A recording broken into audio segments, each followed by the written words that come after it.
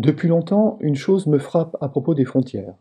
Quand on en entend parler dans le débat public, c'est presque toujours de manière négative.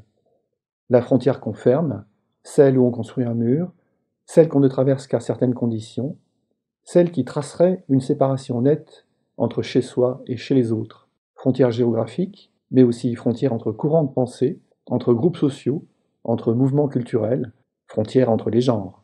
Halte là, contrôle. De quel côté êtes-vous?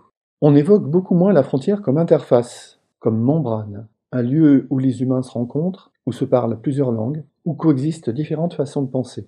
C'est cet aspect qui m'intéresse, non pour des raisons morales, mais parce qu'il stimule l'écriture, parce qu'il favorise les histoires dynamiques et les personnages qui évoluent.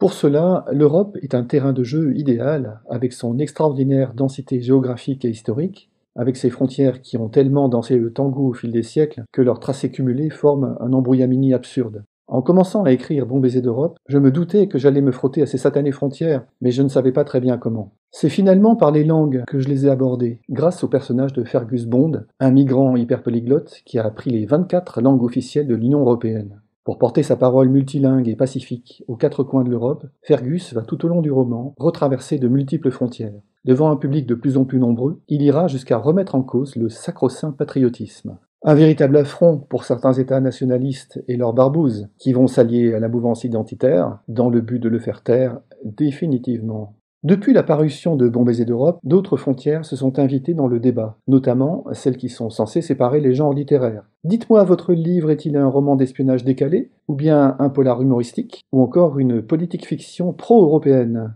Aux lectrices et lecteurs de choisir, ou pas. Ce qui est sûr, c'est que le roman joue aussi avec la frontière mouvante entre réalité et imaginaire. Puisque l'imaginaire déborde souvent sur le réel, c'est peut-être le moment d'imaginer des avenirs meilleurs.